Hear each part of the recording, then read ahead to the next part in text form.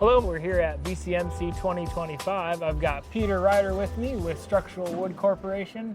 How you doing, Peter? Hey, good. How are you? Doing good, good. How's the show been for you? You know, the show has been awesome. We've made a lot of great connections and been talking to people. But I came here to ask you some questions. Let me jump in.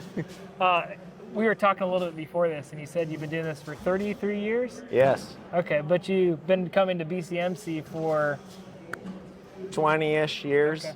Awesome. So I'm sure there's lots that you've seen that's changed over the last 20-something years. When you come to a show like this, are you looking for new innovation and new things that are happening? Yeah, I'm always looking for the new stuff, new ideas, but just love coming to meet people and form good relationships and learn from others. Awesome. So where are you guys located? Waddington, New York. Okay. As far north in New York State as you can go, all the way up on the Canadian border. Awesome. Is that close to Niagara Falls? No, about 5-hour drive north. Okay, even further north. Awesome. Is there any unique things that you guys have to do because of the cold and how north it is?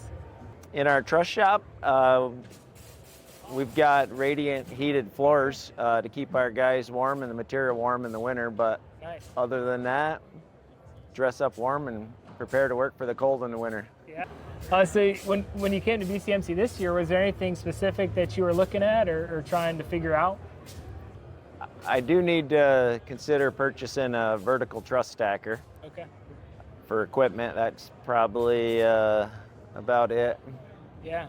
Yeah, I'm always on the lookout for what's happening for the software, and I know, talking to different CMs, they've got different needs, and some of that's based on the market and things that are happening there. How is the market for you looking up in New York?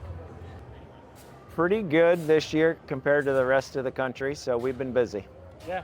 Is that kind of just the area that you're in is still growing and expanding?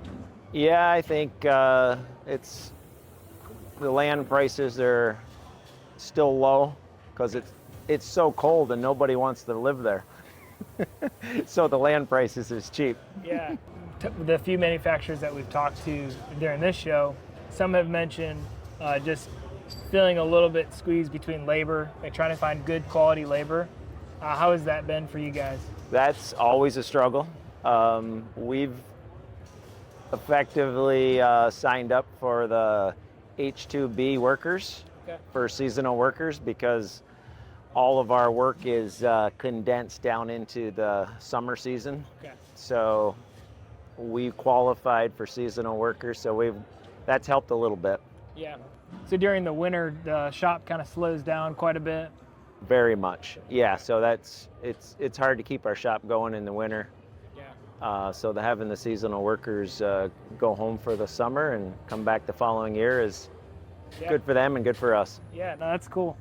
Are there any innovations that you're excited about or interested in over the next few years? Maybe from the shop floor to the office. Is there anything that you've been looking at? I've studied a lot of lean manufacturing over the years. Yeah. So just always looking to save steps and save manpower. So I don't know. We don't have any material handling between our saws and our tables.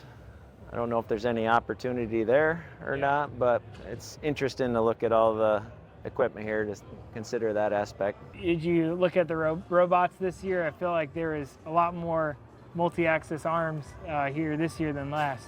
Yeah, for sure. I'm very curious about that, but just not understanding how I can make that work in our truss shop yet. You don't want to be a guinea pig? No, I prefer to let someone else figure out all the problems first. Yeah, no, I hear that. When it comes to component manufacturing, have you found that, I know we talked briefly about the man minutes aspect of it. Yeah. Are there some other tips like that for maybe the younger shops that are just getting started and things that you learned in your experience that you could share just as kind of helpful advice? Yeah, the man minutes that you mentioned, I feel